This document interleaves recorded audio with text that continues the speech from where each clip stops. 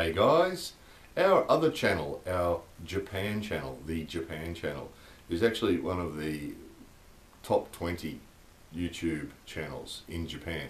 So previously, when we sent emails to YouTube in Tokyo, we'd get responses from a very nice man called Winston, who was from Oregon in America, and a very helpful, very kind person.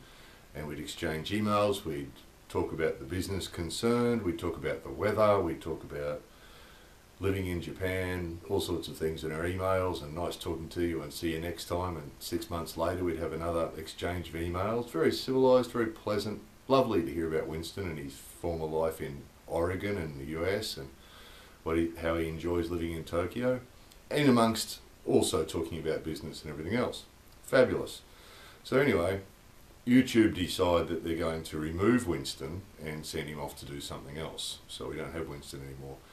And then from then, on the occasion that we happened to send an email to YouTube Tokyo, the emails were coming back with usually cut and pastes from the FAQ, the YouTube FAQ, but signed the YouTube team.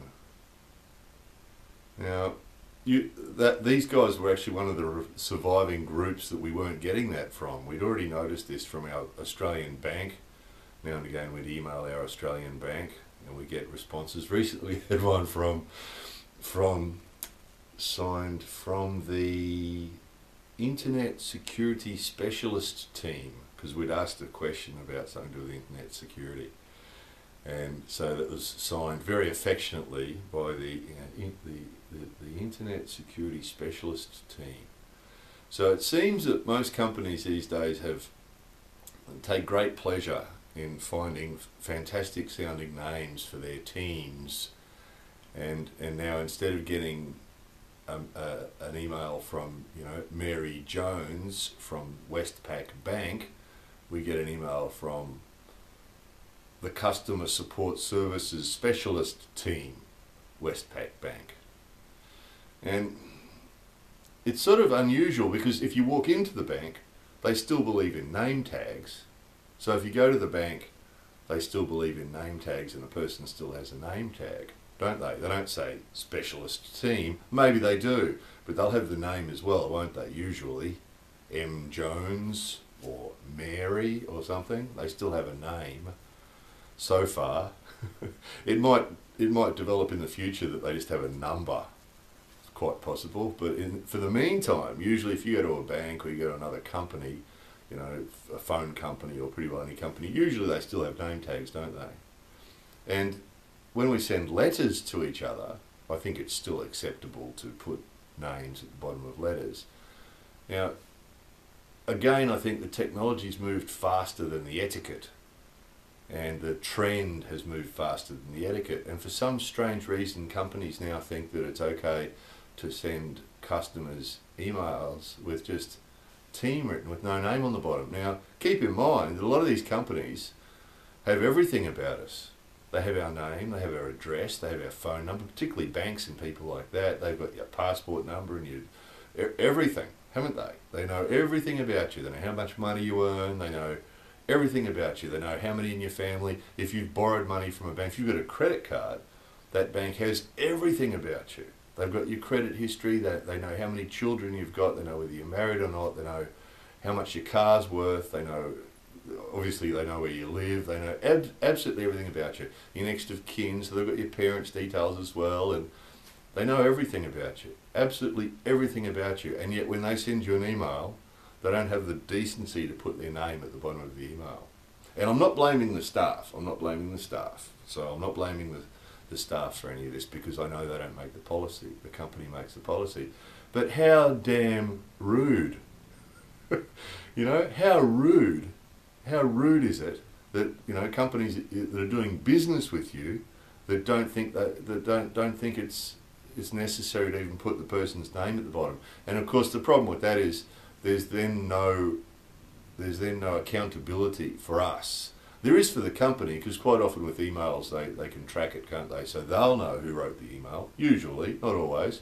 Nothing worse than a company says, do you know who you're dealing with? And of course you don't, because it was the sales specialist surveillance team or something. So you got no idea who you're dealing with. That's frustrating. Maybe they can work out who you were dealing with, but we have no idea. So there's no accountability from our point of view to be able to say, that person said this, it was just some anonymous letter from the sales accounting maximisation team. Alright? Unbelievable. Unbelievable. So, sadly too, we had one recently from a really small company, again from Australia, because they don't do it in Japan, you know, but again in Australia, we had one from Australia recently from a plumbing company, and we know for a fact it's the husband and wife, right? We know for a fact it's a husband and wife team, and we got an email from that's the name of the company, so it was the ABC Plumbing Company team, right? So they've decided too that it sounds cool and it sounds professional. So it's sort of a trend. Hopefully it'll pass, but in the meantime, stop being so damn rude. Write your damn name on the email. Unbelievable. So guys, if there's anybody does this to you, make a comment. I actually answered the YouTube one because the reason I'd sent them an email is there's lots of networking companies on YouTube at the moment trying to collect all the different YouTube channels, and they're annoying. But to their credit, when they send us emails, they put their names on the email, you know, as they should. And then when we sent an email to YouTube to ask them about it, they didn't even have the decency. So when we responded to them, we said to them, you know, it's good business etiquette to put your name on emails. And Google and YouTube need to learn that.